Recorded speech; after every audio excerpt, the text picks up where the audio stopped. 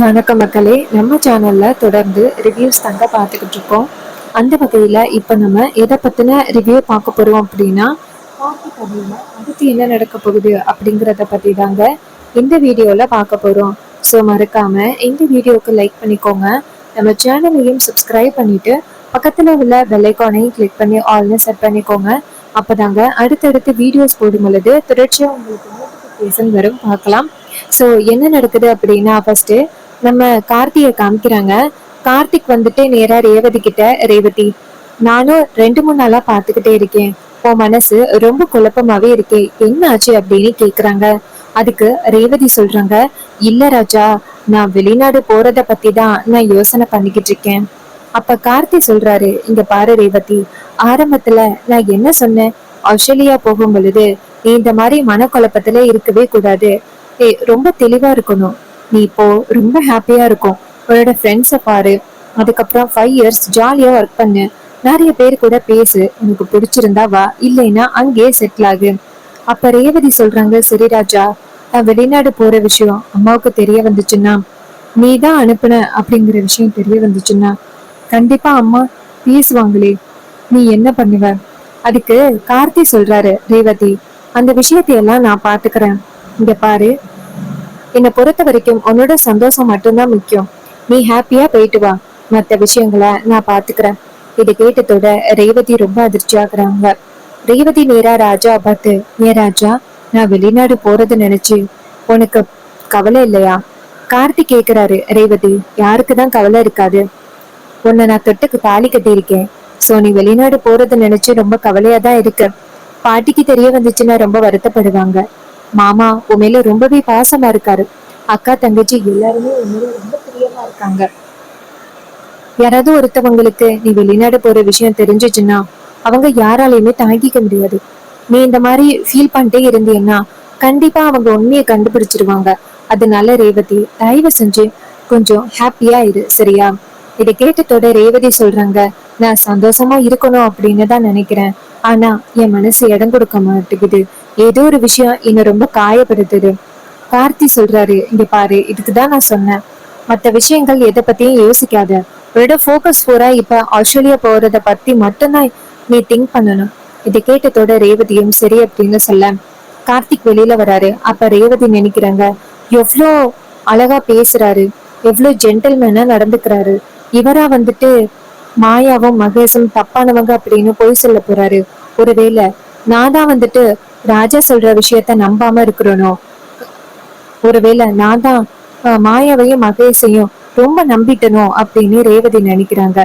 அப்ப ரேவதி என்ன பண்றாங்கன்னா, சரி நம்ம மகேஷ போயிட்டு நேரடியா பார்த்து சந்திச்சு கேட்டுருவோம் அப்படின்ட்டு ரேவதி நினைக்கிறாங்க. ரேவதி வெளியில வரும் பொழுது கார்த்தி கேக்குறாரு, எங்க ரேவதி கிளம்பிட்ட? ரேவதி சொல்றாங்க, நான் என்னோட ஃப்ரெண்டை தான் பார்க்க போறேன். அப்ப கார்த்தி கேக்குறாரு, நானும் வரவா?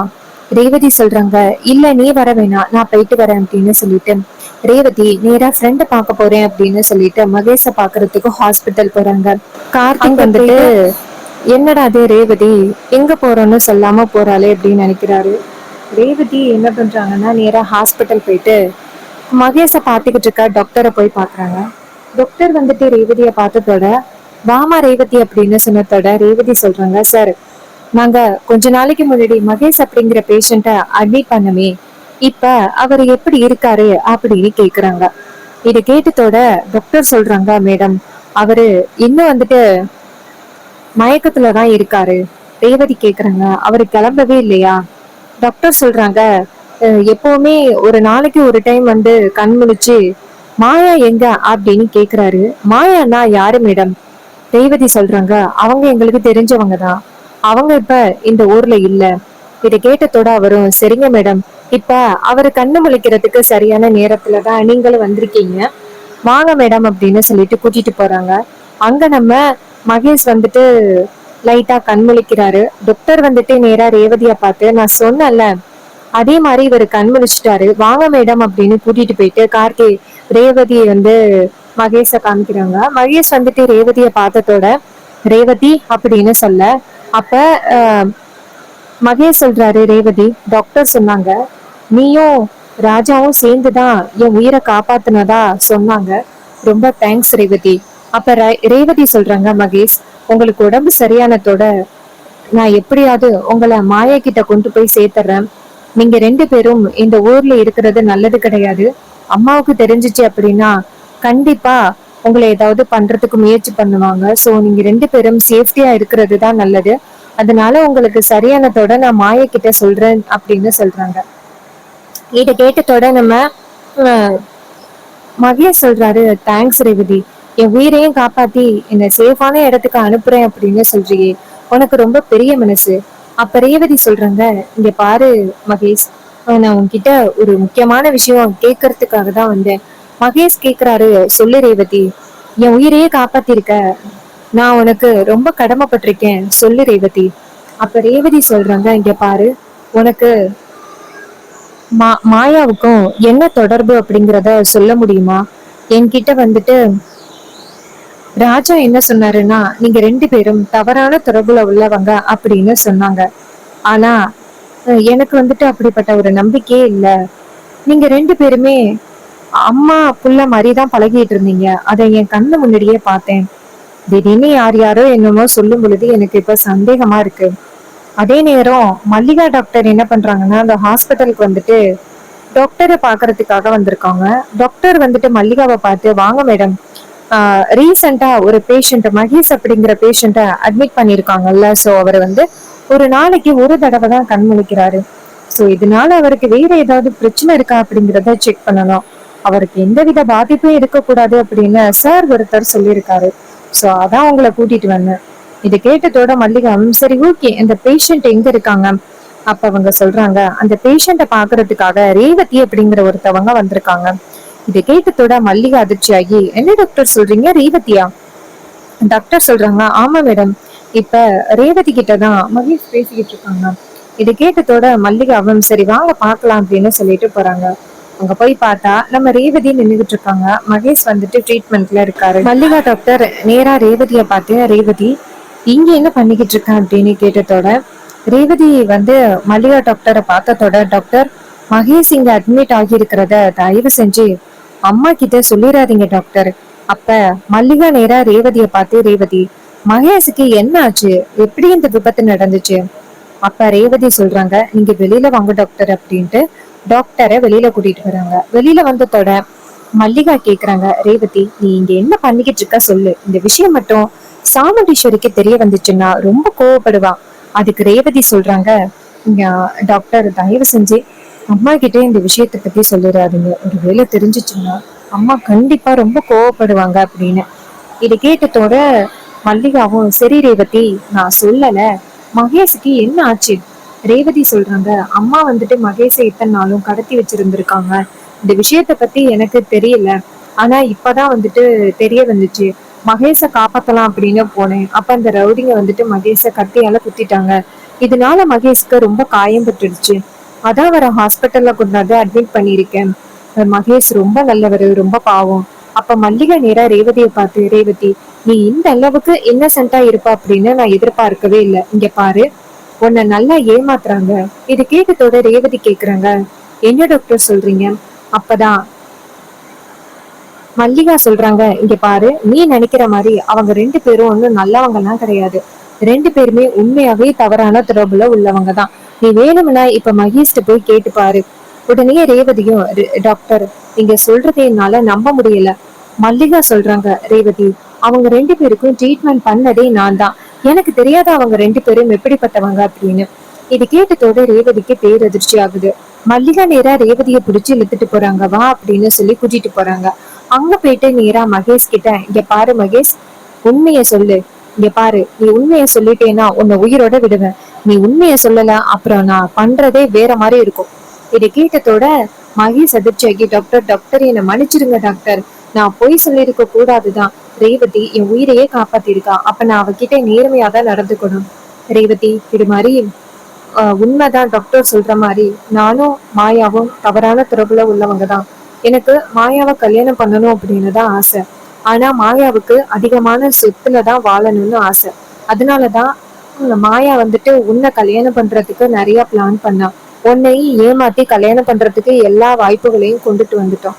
ஆனா கடைசி நேரத்துல அந்த ராஜா எங்கேருந்து வந்தான்னு தெரியல. எங்களை பத்தின உண்மைகளை கண்டுபிடிச்சு சாமுண்டீஸ்வரி மேடத்துக்கிட்ட சொல்லிட்டான். இதனாலதான் சாமுண்டீஸ்வரி மேடம் கோவப்பட்டது அப்படின்னு மகேஷ் எல்லா உண்மைகளையும் சொல்லிடுறாங்க. மல்லிகா நேரா ரேவதியை பார்த்து, ரேவதி, இப்பயாவது புரியுதா? உங்க அம்மா உனக்கு என்னைக்குமே தவறான வாழ்க்கையே தேர்ந்தெடுத்து கொடுத்துட மாட்டாங்க. அவ முடிவு பண்ற ஒவ்வொரு விஷயமுமே சரியாதான் இருக்கும். இது கேட்டதோட ரேவதிக்கு ரொம்ப அதிர்ச்சி ஆகுது. அப்ப ரேவதி நினைக்கிறாங்க, நான் தான் அம்மாவை ரொம்ப தப்பா நினைச்சிட்டேன் அப்படின்னு சொல்லிட்டு ரேவதி ரொம்ப வருத்தப்படுறாங்க.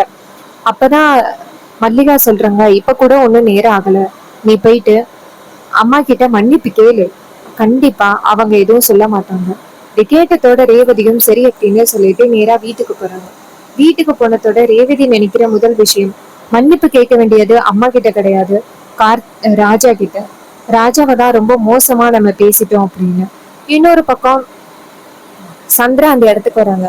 சந்திரா வந்துட்டு நேரா ரேவதியை பார்த்து, ரேவதி இங்க வா அப்படின்னு சொன்னதோட ரேவதி கேக்குறாங்க, சொல்லுங்க சித்தி. அப்ப சந்திரா சொல்றாங்க, ரேவதி, நீ ஏதோ வெளிநாடு போக போறியாம்ல. இதை கேட்டதோட ரேவதி அதிர்ச்சி ஆகி சந்திராவை ரூமுக்கு கூட்டிட்டு வராங்க. கூட்டிட்டு வந்துட்டு, இது எப்படி உங்களுக்கு தெரியும் அப்படின்னு சொன்னதோட சந்திரா சொல்றாங்க, நான் உன்னோட பாஸ்போர்ட்டை பார்த்தேன், அதை வச்சுதான் சொன்னேன். அதோட பாஸ்போர்ட் ஆபீஸ்ல இருந்து உனக்கு இன்னைக்கு கால் பண்ணாங்க. நல்லவேளை அக்கா போன் எடுக்கல, நான் தான் எடுத்தேன். என்ன ரேவதி, 2 நாளையில ஆஸ்திரேலியா போக போறியா? அதுவும் 5 இயர்ஸ் அப்புறம் தான் வருவியா? என்ன ரேவதி இதெல்லாம், இத பத்தி அக்கா கிட்ட சொல்லல? ரேவதி சொல்றாங்க, இல்ல சித்தி, அம்மா கிட்ட சொன்னா கண்டிப்பா என்னை விட மாட்டாங்க. எனக்கு ராஜா கூட வாழ விருப்பம் இல்லை அப்படின்னு தான் முடிவு எடுத்தேன். அப்ப சந்திரா சொல்றாங்க, ரேவதி, சரியான முடிவு தான் எடுத்திருக்க. இங்க பாரு, அக்கா பாட்டுக்கும் யாரோ ஒருத்தருக்கு உன்னை பிடிச்சி கல்யாணம் பண்ணி வச்சுட்டு அவ பாட்டுக்கு இருப்பா, எல்லாத்தையும் வேடிக்கை பார்த்துட்டு இருக்க முடியுமா? உன் லைஃப் என்னமோ அதுதான் ரேவதி பார்க்கணும். நீ சந்தோஷமா போயிட்டு உனக்கு பிடிச்ச மாதிரி லைஃப வாழு. இங்க நான் அக்காவை சமாளிச்சுக்கிறேன், சரியா? ஆஸ்திரேலியா போறதுக்கு உனக்கு என்னென்ன வேணுமோ எல்லாத்தையும் நான் ஏற்பாடு பண்ணி கொடுக்குறேன் அப்படின்னு சொன்னதோட ரேவதியும் சரியா சித்தி அப்படின்னு சொல்லிட்டு போறாங்க. அப்ப சந்திரா நினைக்கிறாங்க, செம சூப்பரு, நம்ம ஒரு பிளான் பண்ணா இன்னொரு பக்கம் ரேவதி ஒரு பிளான் பண்ணியிருக்காளே. ரேவதி மட்டும் வெளிநாடு போயிட்டா அப்படின்னா நானே அவ மேல ஒரு கதை கட்டி விட்டுருவேன். மகேஷ் ரேவதியும் ஓடி போயிட்டாங்க அப்படின்னு கதை கட்டி விட்டுருவேன். இதனால சாமுண்டீஸ்வரி செமையா அவமானப்படுவா அப்படின்ட்டு ரொம்ப சந்தோஷத்துல சந்திரா இருக்காங்க. ரேவதி நேரா ரூமுக்கு போனதோட கார்த்தியே பாக்குறாங்க. கார்த்தி தூங்கிட்டு இருக்காரு. அப்ப ரேவதி நினைக்கிறாங்க, நாளைக்கு நான் ஆஸ்திரேலியா போக போறேன், ஆனா இவருக்கு கொஞ்சம் கூட அதை பத்தி கவலையே இல்லை அப்படின்னு சொல்லிட்டு ரொம்ப கோவத்துல இருக்காங்க ரேவதி. அப்ப ரேவதி நேரா கார்த்தியை கூப்பிடுறாங்க, ராஜா அப்படின்னு. அப்ப டக்குன்னு கார்த்தி எந்திரிச்சு உட்காந்து, என்னாச்சு ரேவதி, ஏதாவது பிரச்சனையா? அப்ப ரேவதி சொல்றாங்க, இல்ல, நாளைக்கு நான் ஆஸ்திரேலியா போக போறேன். அப்ப கார்த்தி சொல்றாரு, ஆமா ரேவதி, அதான் தெரிஞ்ச விஷயமாச்சு, என்னாச்சு? அப்ப ரேவதி சொல்றாங்க, நான் போனேன்னா திரும்பி வர மாட்டேன். கார்த்தி சொல்றாரு, அதான் தெரியுமே ரேவதி, 5 இயர்ஸ் கழிச்சுதான் அப்புறம் வருவேன். ரேவதி கேக்குறாங்க, நான் வெளிநாடு போறதுனால உனக்கு எந்தவித கவலையும் இல்லையா? அப்ப கார்த்தி சொல்றாரு, யாரு கவலைப்படலைன்னு சொன்னது? எனக்கு கவலையா தான் இருக்கு. அப்ப ரேவதி கேக்குறாங்க, உன்னை பார்த்தா கவலைப்படுற மாதிரியே தெரியல, இவ போனா போகட்டும் அப்படின்னு நினைக்கிற மாதிரி இருக்கு. இது கேட்டதோட கார்த்தி சொல்றாரு, ரேவதி, ஏன் இப்படி யோசிக்கிற? நான் ஏன் இப்படி எல்லாம் திங்க் பண்ண போறேன்? நீ வெளிநாடு போறதுனால ரொம்ப கவலைப்பட போறது மாமாவும் அத்தையும் தான். அதை நினைச்சாதான் எனக்கு ரொம்ப கஷ்டமா இருக்கு. இருந்தாலும் அவங்க கிட்ட ஏதாவது சொல்லி நான் புரிய வச்சுப்பேன் அப்படிங்கிற நம்பிக்கை இருக்கு. அதோட நீ இதை பத்தி எல்லாம் யோசிக்காத ரேவதி அப்படின்னு சொல்லிட்டு படுத்து தூங்கு அப்படின்னு சொல்லிட்டு தூங்குறாங்க. மறுநாள் காலை கார்த்தி கிளம்புறாரு. அப்ப ரேவதி நேரா கார்த்தியை பார்த்து, உண்மையாவே நான் வெளிநாடு போறதை நினைச்சு உனக்கு கவலை இல்லையா? கார்த்தி சொல்றாரு, நான் ஏன் கவலைப்பட போறேன் அப்படின்னு. அப்ப நம்ம சந்திரன் எதேச்சியா அந்த ரூம் பக்கமா வராங்க. வந்துட்டு நேரா ரேவதி கிட்ட, ரேவதி, உன்னோட திங்ஸ் எல்லாம் பேக் பண்ணிட்டியா? இப்ப கார்த்தி நேரா சந்திராவை பார்க்க, ரேவதி சொல்றாங்க, சித்திக்கு நான் வெளிநாடு போற விஷயம் தெரியும். அப்பதான் கார்த்தி நினைக்கிறாரு, எப்படா இந்த குடும்பம் பிரியும் அப்படின்னு நினைச்சிட்டு இருக்காங்க. அதனால கண்டிப்பா ரேவதி வெளிநாடு போனா இவங்க ஏன் கவலைப்பட போறாங்க அப்படின்னு கார்த்தி நினைக்கிறாரு. சந்திரா கேக்குறாங்க, ராஜா, நீ செஞ்சதுலயே உருப்படியான விஷயம் இதுதான். கார்த்தியும் சரி அப்படிங்கிறாரு. அப்புறமா ரேவதி நேரா சந்திராட்ட, சித்தி, நான் தப்பான முடிவு எடுக்கிறனோ அப்படின்னு தோணுது. சந்திரா கேக்குறாங்க, ரேவதி, ஏன் இப்படி சொல்ற? நீ எடுக்கிறதுலயே இதுதான் சரியான முடிவு. நீ எதுக்கும் கவலைப்படாத, நான் அக்கா கிட்ட சொல்லி புரிய வைக்கிறேன், அவ கண்டிப்பா புரிஞ்சுப்பா. உனக்கு அந்த லைஃப நீ தான் அமைச்சுக்கணும், நீ கவலைப்படாத, நான் சந்தோஷமா அனுப்பி வைக்கிறேன். அக்கா கறி இடத்துல நான் இருந்து உன்னை வழி அனுப்பி வைக்கிறேன், நீ போய் நிறைய சாதிச்சுட்டு வா அப்படின்னு சொல்றாங்க. இது கேட்டதோட ரேவதியும் சிரிச்சித்தி அப்படின்னு சொல்றாங்க. அப்புறமா சந்திரா வெளியில போனதோட ரேவதி நேரா கார்த்தியை பார்த்து உண்மையை சொல்லு, நான் வெளியில போறதுனால நீ கவலைப்படுறியா? கார்த்தி சொல்றாரு இல்லையே. அப்ப ரேவதி டக்குன்னு கார்த்தியை ஹக் பண்றாங்க. இத பார்த்ததோட கார்த்தி அதிர்ச்சியாகி என்னாச்சு ரேவதி? அப்ப ரேவதி சொல்றாங்க, நான் வெளிநாடு போகல, உண்மையிலே எந்த தப்பும் இல்லை அப்படிங்கிறதே நான் இப்பதான் புரிஞ்சுக்கிட்டேன். நான் உன்னை ரொம்ப தப்பா நினைச்சிட்டேன். இவ்வளவு நாளும் அந்த மாயாவும் மகேஷும் தான் தவறானவங்களா இருந்திருக்காங்க. எனக்கு அதை பத்தி தெரியாம இருந்திருக்கு. நான் உன்னை ரொம்ப தப்பாவும் மோசமாவும் நினைச்சிட்டேன். என்னை மன்னிச்சிரு அப்படின்னு சொல்லிட்டு ரேவதி ரொம்ப கெஞ்சுறாங்க. அப்ப கார்த்தி சொல்றாரு, விடு ரேவதி, இதுல என்ன இருக்கு? நீ ஆஸ்திரேலியா போகணும் அப்படின்னு மனசார விருப்பப்பட்டா கிளம்பு, எனக்காகலாம் இருக்கணும் அப்படின்னு அவசியம் இல்ல. அந்த நேரம் பார்த்து சந்திரா வராங்க. சந்திரா என்ன நடக்குறீங்க அப்படின்னு கேக்குறாங்க. அப்பதான் ரேவதி சொல்றாங்க, சித்தி, நான் வெளிநாடு போகணும் அப்படின்னு நினைச்சு ரொம்ப பெரிய தப்பான ஒரு முடிவெடுத்துட்டேன். ராஜா ரொம்ப நல்லவர் தான். உண்மையாவே அந்த மாயாவும் மகேஷும் தவறான தொடர்புல உள்ளவங்க தான். அதை பத்தி நான் எதையுமே தெரியாம இருந்திருக்கேன். இத்தனை நாளும் அவங்கள ரொம்ப நல்லவங்கன்னு நினைச்சு நான் என் லைஃபே ஸ்பாயில் பண்ணிட்டேன். எவ்வளவு நல்லவரு, இவரை போய் நான் மிஸ் பண்ண நினைச்சிட்டேன் அப்படின்னு சொல்லிட்டு ரேவதி ரொம்ப வேதனையோட பேசுறாங்க. இதையெல்லாம் கேட்டுட்டு ரொம்ப அதிர்ச்சி ஆகுறாங்க சந்திரா. சந்திரா ரேவதியை பார்த்து, ரேவதி, எழுத்ததெல்லாம் பால் அப்படின்னு நம்பாத. ஒருவேளை உனக்கு தப்பான தகவல் கிடைச்சிருக்கலாம். உனக்கு நல்லாவே தெரியும்ல, அந்த மகேஷும் மாயாவும் உன் கூட எவ்வளவு செல்லமா பேசுவாங்க அப்படின்னு. அவங்க கண்டிப்பா அந்த மாதிரி தப்பு பண்ணியிருக்க மாட்டாங்க. அப்ப ரேவதி சொல்றாங்க, இல்ல சித்தி, நான் தான் தப்பா நினைச்சிட்டேன். அவங்க அந்த மாதிரி பண்ணிருக்கிறதுக்கெல்லாம் வாய்ப்பே இல்லை அப்படின்னு சொல்றாங்க. இது கேட்டதோட ரொம்ப அதிர்ச்சி ஆகுறாங்க சந்திரா. சந்திரா சொல்றாங்க, இங்க பாரு ரேவதி, இந்த டிரைவர் ஏதாவது சொல்லி உன்னை ஏமாத்தினானா? ரேவதி சொல்றாங்க, சேச்சா அப்படியெல்லாம் இல்ல, மகேஷே இன்னைக்கு ஹாஸ்பிட்டல்ல எல்லா உண்மைகளையும் சொல்லிட்டாரு. சந்திரா கேக்குறாங்க, என்ன மகேஷ் ஹாஸ்பிட்டல்லையா? அப்ப ரேவதி சொல்றாங்க, ஆமா சித்தி, அவரை இப்ப ஹாஸ்பிட்டல்ல தான் அட்மிட் பண்ணிருக்கோம். இது மாதிரி அவர் ரொம்ப நல்லவரே இல்ல, அவரும் ரொம்ப மோசமான ஆளுதான், அவரே அவர் வாயால ஒத்துக்கிட்டாரு. இது கேட்டதோட ரேவதிக்கு ரொம்ப அதிர்ச்சி ஆகுது. சந்திராவுக்கு செம்ம ஷாக் ஆகுது. சந்திரா நினைச்சாங்க ரேவதி இந்த ஊரை விட்டு போனதோட ரேவதி மேல ஒரு தப்பான ஒரு அபிப்பிராயத்தை வச்சு அவளை சாமுண்டீஸ்வரியை அவமானப்படுத்தலாம் அப்படின்னு நினைச்சாங்க. ஆனா டக்குன்னு ரேவதி மாறினத்தோட ரொம்ப ஷாக் ஆகுது. ஸோ இந்த கதை உங்களுக்கு பிடிச்சிருந்துச்சு அப்படின்னா இந்த வீடியோவுக்கு மறக்காம லைக் பண்ணிக்கோங்க. நம்ம சேனலையும் சப்ஸ்கிரைப் பண்ணிட்டு பக்கத்துல உள்ள பெல்லைக்கானையும் கிளிக் பண்ணி ஆல்னு செட் பண்ணிக்கோங்க. அப்போதாங்க அடுத்தடுத்து வீடியோஸ் போடும்பொழுது தொடர்ச்சியாக உங்களுக்கு நோட்டிஃபிகேஷன் கண்டினியூஸாக வரும், பார்க்கலாம். ஸோ இதே மாதிரி அடுத்து புது வீடியோவில் பார்ப்போம். தேங்க்யூ ஃபார் வாட்சிங்.